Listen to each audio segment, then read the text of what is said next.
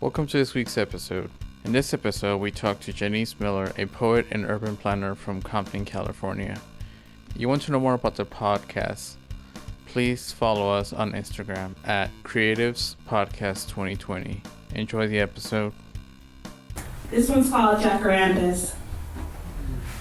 I stem from a city defined by color, red and blue, of poinsettias and jacarandas, gold of acacias. We danced beneath pastel jacaranda petals that painted Indigo Street and occasional blues. Rode bikes next to Piru queen palm trees on Greenleaf Avenue. Hopscotch on bougainvillea-lined sidewalks on Myrrh Avenue. Picked lemons, oranges, avocados, and a crown of star jasmine from backyards on Poplar Street. Tropical trees waved in the breeze at Park Village like parts of Samoa, Mexico, Louisiana. Tamarind Avenue was palette and paleta. Alameda Street was pastoral and al pastor. The names of streets patterned like lines in the sienna brown leaves that grace the ground in fall. Acacia Street, Spruce Street, Arbutus Street, Rose Street, Elm Street, Palm Street, Poinsettia Avenue, Willowbrook Avenue. We never learned about the native trees or that jacarandas, like so many of us, were transplanted here and bloomed. This poem is called Shade. A massive tree stood outside my bedroom window. I scorned it for all it robbed me of, blocked my view of the sky, made the room a perpetual ice. Of course, the flowers I planted died in its shadow because the lack of a clear path to the sun prevented their bloom more than my failure to water them. After all, I own the property it grew next to, even if it was there before me or the home I lived in. I complained to the Homeowners Association, just remove some of its branches, take it back just a little. One day I awoke to the noise of a knocking, whirring machine. I peered outside to see a man clothed in black canvas pants and shirt, high in the pine tree, felling each of its branches. I watched as he cut at the tree for hours, layer by layer, until only a stump remained. He took the saw and tore into the stump, piece by piece, hashed away the roots until there was no remnant of the tree. Days passed, and the direct line of the sun heated my room, scorched the soil where I still failed to grow flowers. I stared out the window at the place where the tree once stood and thought, that tree didn't bother me that much. This is the title poem. It's called The Boulevard. I always like summer best, water balloon fights and getting wet under a garden hose. You could run with your bare feet on the cool, wet concrete and be sticky sweet from thrifty ice cream melting down your arm. And mommy cooking plátanos and rice and peas and chicken curry, listening to salsa and R&B. You can dry off in the sun, shining on a stone set of steps and eat lemon heads and now-laters and barbecue corn nuts and pala seeds with vinegar until one by one, mamas call you inside and your names make the streetlights come on.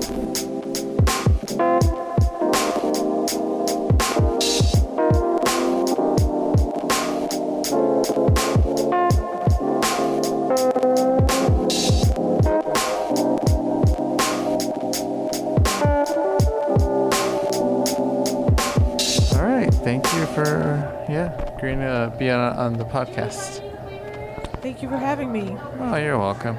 So we just got done reading one of you to perform at the Page. It's the Page Against the Machine. Mm-hmm. Yeah. So talk a little bit about your chapbook. I think it came out last couple months. Yeah, it came out in the end of last year, and I had like an official book launch in January, and so still pretty recent. And so the Boulevard is the name of the chapbook, and it's inspired by an actual place that I lived that was, I guess, affectionately known as the Boulevard. It was a apartment building, a low-income apartment building in Compton, and I grew up there. And my mother actually she was the manager of the apartments at the time. And so, yes, and so my family, my parents are from Panama. And so this group of apartments ended up being like about half African-American families, like folks who were either from Compton or from the South. And then also like families like my family, which were, Black Afro-Panamanian families. And so it's just one of those places where I grew up, where I feel like the design of the apartments definitely facilitated community building, because it was like 4 sets of apartments, and each apartment had and I have a picture or image rendering of it on the cover of my chapbook. But each set of apartments were like 8 apartments, like 4 and 4.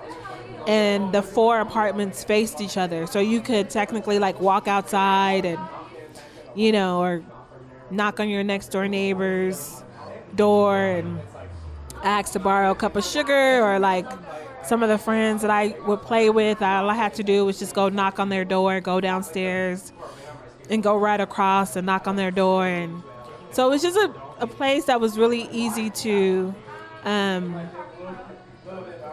have that community and have that bond with other people. And it's a place I don't think if I lived anywhere else or in another type of structure, like a house, I don't think I would have had that same experience. It's definitely in a way beneficial. It had this advantage, we lived in these apartments and they were low income, but the advantage of it was that, there was a very strong sense of community that I had there. So yeah, I kind of grew up in a similar structure in an apartment complex, kind of where everybody knew everybody. Right. Yeah. So, exactly. Yeah. Exactly how it was. And so the chapbook is inspired by that place, and that community is inspired by my mother. Because for me, that place is definitely representative in a way of my mother. My mother was that place for me, and just a lot of the memories that I have of that place are, of the food that she cooked and the music that she listened to and the little, the parties that she would have. So I write all about that in my chapbook. You have one specific poem that you read tonight that you kind of give the reader it's like an ode to to the complex. Oh yes, the title poem, The Boulevard. Yeah, yes. The Boulevard. Yeah. Uh-huh. Yeah, you talk a little bit about that. I think you paint a good picture of the Boulevard. Yeah, so that poem is actually I wrote it after I read a poem by Nikki Giovanni, who's one of my favorite poets, a poet that I grew up with. Just her poems, definitely I connected with as a young person. A lot of she has a lot of poems that she writes for children and that speak to growing up. And in her version of the poem is called Knoxville, Tennessee. And so I use the same first line that she uses, which is, I always like summer best. And so then in her poem, she goes through what summertime was for her growing up in Knoxville, Tennessee. That's where she grew up. It was, it was a lot of being outside and, just a different experience, being in the country. And so for me, that poem inspired me. And so she kind of gives you a snapshot of what summertime was like for her in Knoxville, Tennessee. And so the poem that I wrote it gives you a snapshot of what summer was like for me living on the Boulevard. So for me, it's there, we didn't go. There wasn't like a pool or a beach or anything or a lake, but we got wet under a water hose or like water balloon fights, and for us it wasn't eating anything from a garden necessarily, but it was eating like candy and ice cream, and so I definitely looked to her poem as an example, and I really enjoyed her poem, and I did my version of it of what summer on the boulevard looked like. Did you guys have like a person that sells the candies and like the ice cream person in the building? Yeah, well, we lived across the street from a liquor store, and the liquor store is where we got the candy. Oh, okay. So I don't think anyone who would have sold, like a candy house would have sold candy, they wouldn't have fared too well because, their competition was right across the street. But we did have folks who sold like ices. Like my mom, we would sell ices, like, you make Kool-Aid and you put in like a plastic cup.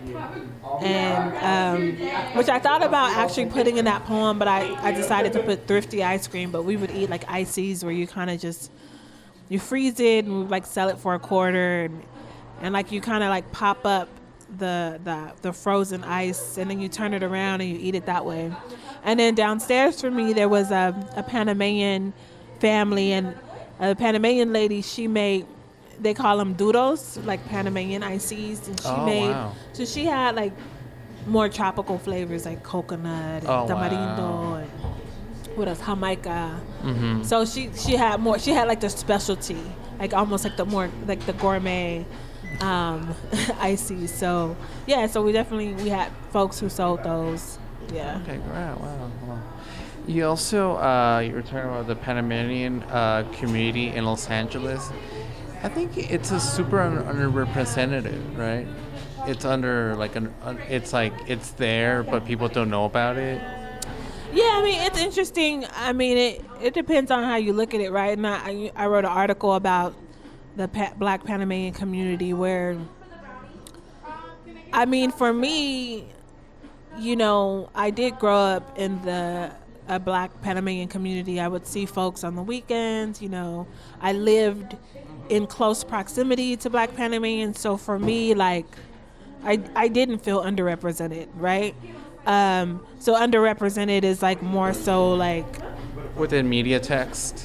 Yeah, or like if you're not a part of that community, you're not aware of that community. I mean, technically in terms of like statistically, it's a small demographic, but there is a larger like Caribbean, like Afro-Caribbean community where Panamanians are both, or at least the Panamanians I know are like Afro-Caribbean as well as like Latino or Latinx.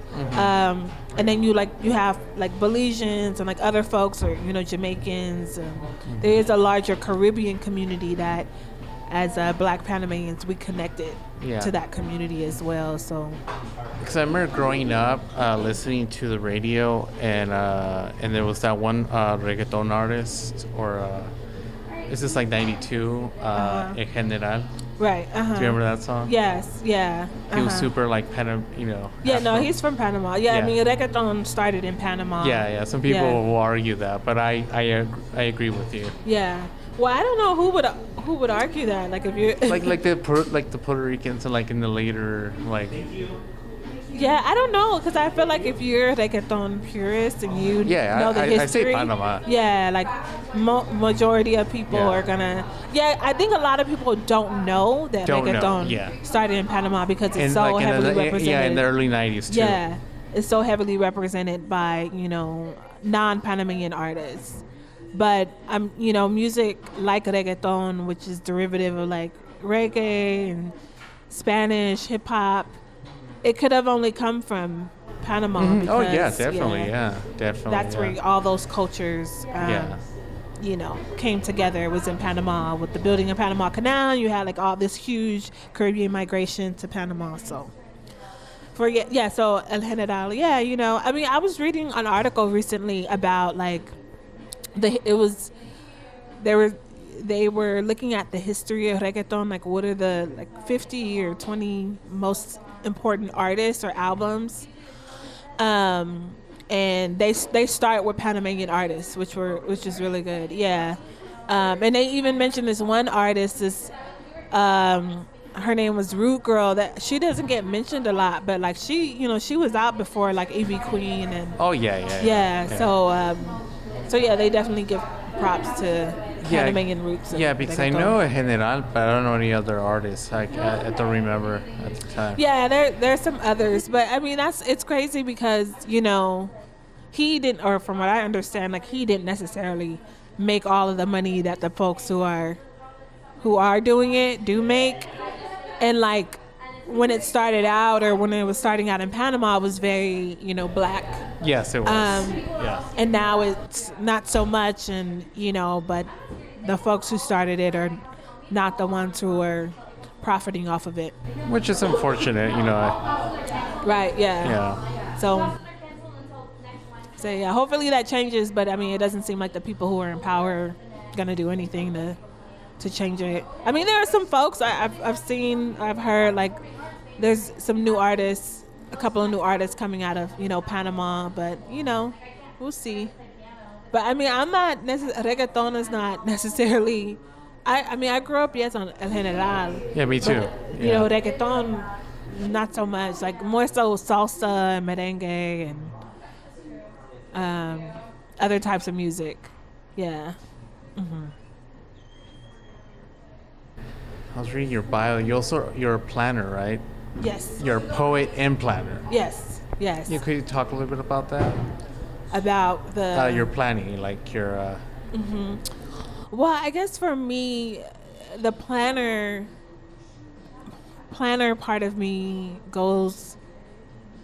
has always had this interest in art, and I mean poetry is a type of art.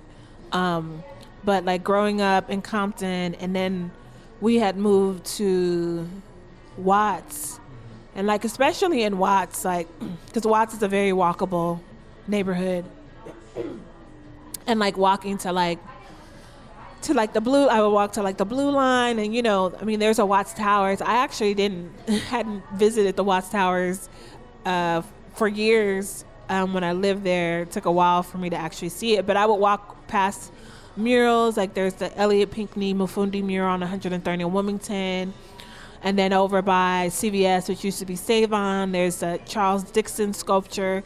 So there's a public art. I was exposed to public art just by living in Watts, and then I lived in like a housing development in Watts as well. And when I went to college at undergrad, I was studying Black Studies and Sociology, and I was taking a Black Studies class. And it was a research class, and the professor, which is Professor Cedric Robinson, I was thinking, like, what can I do? And I was telling him about the place where I grew up, and he was like, oh, you should look into that. And so then I did a research project on, like, the housing development that I grew up in there. And, still there's that connection, right? Like, it's the Boulevard, there's, like, this housing complex, and then this other housing complex that we lived in. So that foundation of looking at things from like a planning perspective, like how space and place help to facilitate interactions between people. Like I was living that. And so as an undergrad, I studied how I found out that this housing development I lived in Watts was actually established and planned and built by artists after the 1965 Watts Rebellion. And so that's where the connection for me, really, crystallized between planning and art. Like I was living it. I was like walking out my apartment and walking past murals and sculptures. And I really enjoyed that connection that, that we had public art. So that was my initial exposure. And then moving on, I'm not a sculptor or a painter, but I have always been interested in writing and poetry, so that's how I put the poetry in the planning and write. But my poems are like inspired by place and space and things like that. And also, this past month, and you did a bunch of workshops, right, in art walks in Compton at Patria Coffee. Can we talk a little bit about that? Yeah. So I had this crazy, amazing opportunity to work with Patria Coffee Shop in Compton and Cal State LA. So Cal State LA has this archive. It's called the Willie Ford Jr. Compton Communicative Arts Academy Archive. And it's an archive that was donated by Willie Ford Jr. And he was the photographer and historian of this organization and artist collective in Compton in the 60s and 70s. And they pretty much, activated the Black arts movement locally in Compton. So I work with them and, with permission from, Mr. Ford's wife, Arvis Ford, I was able to, Casa de LA, printed up some of the pictures from the collection, and they're now at Patria Coffee Shop.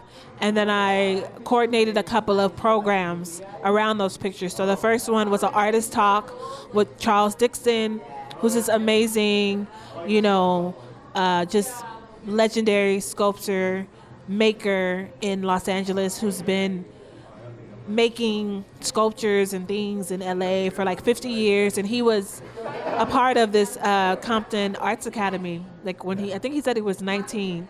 So we had an artist talk with him that was facilitated by another Compton artist, Rosalind McKinney.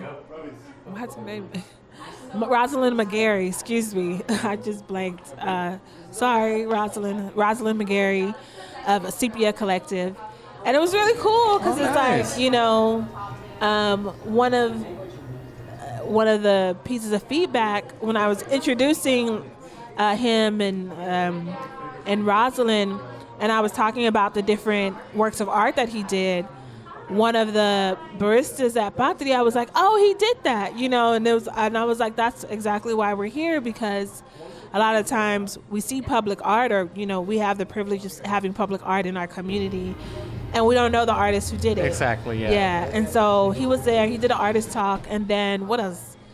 Then I did a workshop at Cal State LA, and then I did an art and poetry workshop at Patria again, and we walked to a local mural, one of the murals by Elliot Pinckney, that's currently on the side of this organization called Angels for Sight, and they're a nonprofit, and they provide like eyewear and eye screenings for folks in the community, especially folks who can't afford it.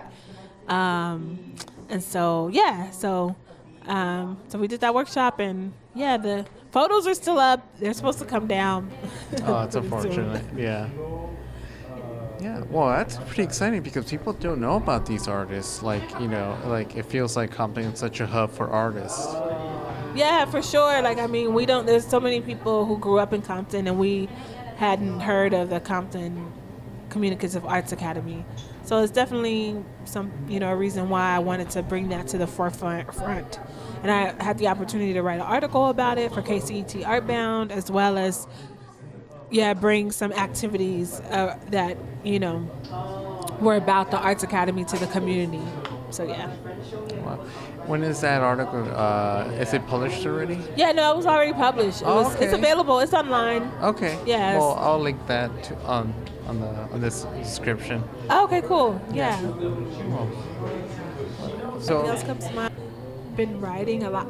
No, that's not true. I've been writing more like creative nonfiction and essays. So I'm still kind of leaning into that. But I'm I'd like to also lean in more, because I had started writing about like my Panamanian heritage. So I think the next chapbook, or whatever the next collection of works that I do, will lean more into my Panamanian identity and exploring my the history and my connections to my great grandparents who migrated from different Caribbean countries to Panama, and I think it'll be about that. Yeah. Did any of your grandparents work on the Panama Canal?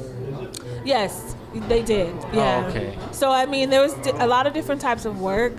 So I'm not familiar with. I'm not familiar with all of my great grandparents. So like my grandfather on my dad's side, he actually worked for the Panama Canal, like for all of his life, like since he was like a young boy. And I think he drove like a tugboat, like, and he got some commendation for that. And so his father, my great grandfather, he was a cook. Oh, really? Yeah, so he was a cook I guess he technically worked for the Panama Canal Company so this is some history I need to kind of further get into.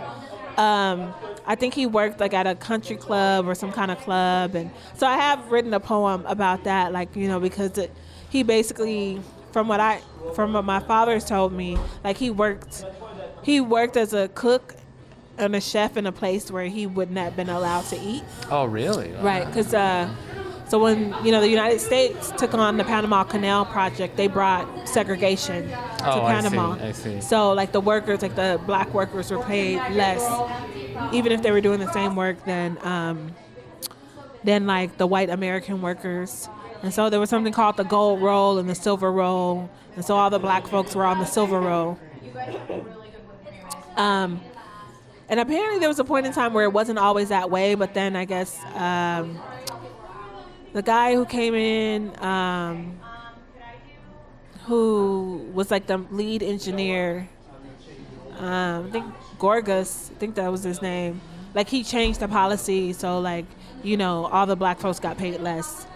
So I mean, the United States brought, their special brand of racism and segregation to, Panama when they did that project. So Yeah. But yeah, apparently at that time it was like the largest mass migration of Caribbeans. Oh, really? Of black Caribbeans, to happen in that area, that area, and during that time, particularly like this is probably not too long after like slavery has been abolished in some of these countries. Oh, wow.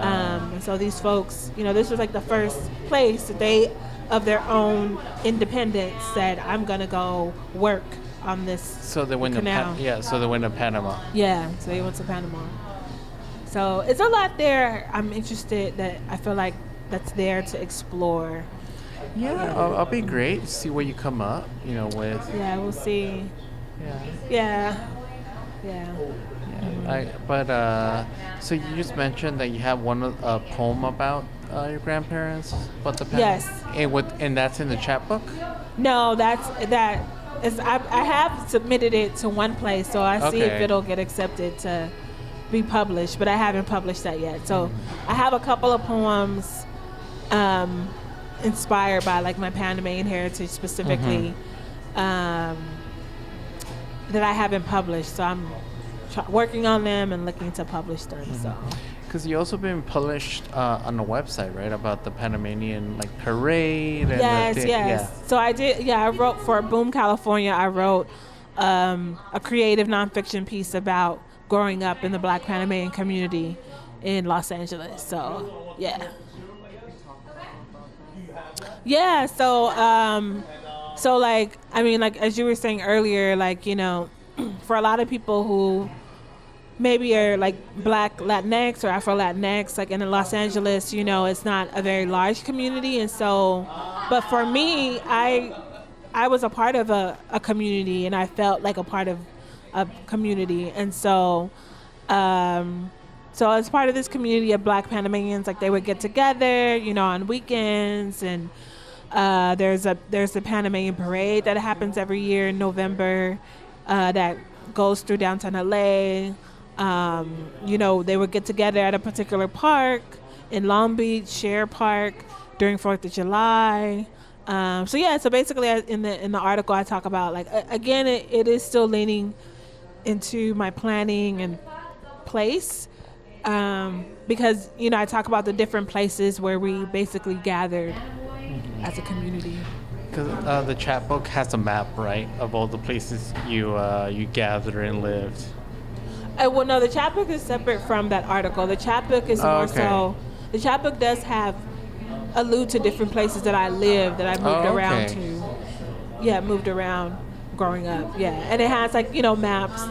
And I didn't mention this, but like a part of my planning background, like I was doing like my area was planning research, and I would do like GIS mapping.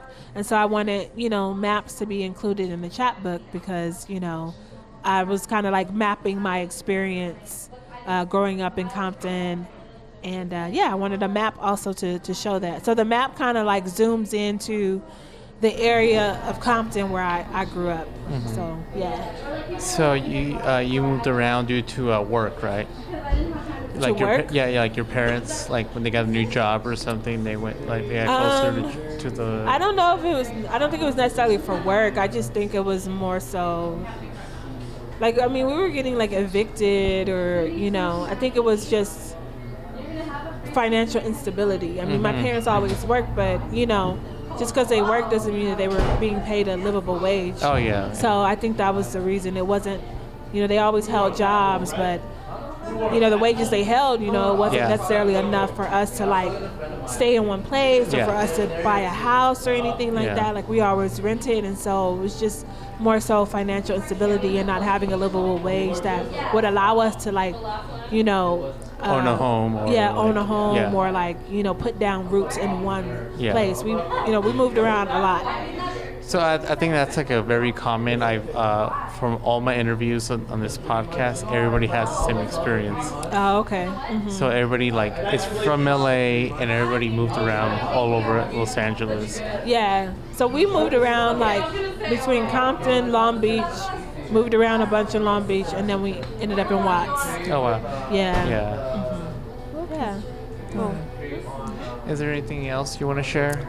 I do want to share. So, I mean, I guess since we're just on this podcast and it's new, so my mom recently passed away. She passed away last week. And, I dedicated the book to her from way back. And she was sick for like almost a year. But she definitely represented so much of what I talk about in the book about place and community and, culture. Like, she represents all of that for me. And so that book is dedicated to her. My work is still dedicated to her. And, like, she's a major inspiration for why I do the work that I do and how I came to, be writing and talking about the things that I talk about. So shout out to my mom.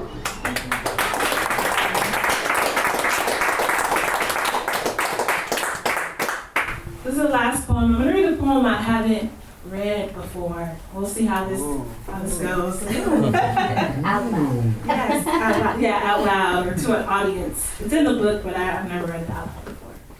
It's called Light Assemblage.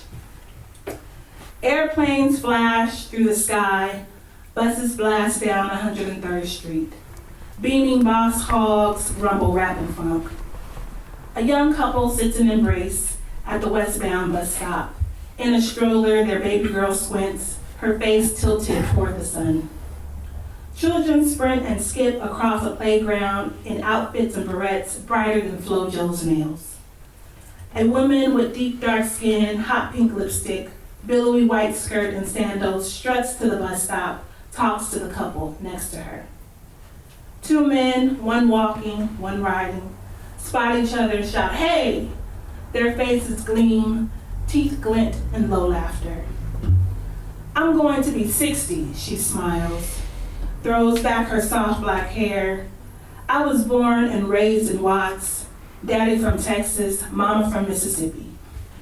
3 teens swagger down the sidewalk, sparkling afros, basketball shorts and sweats.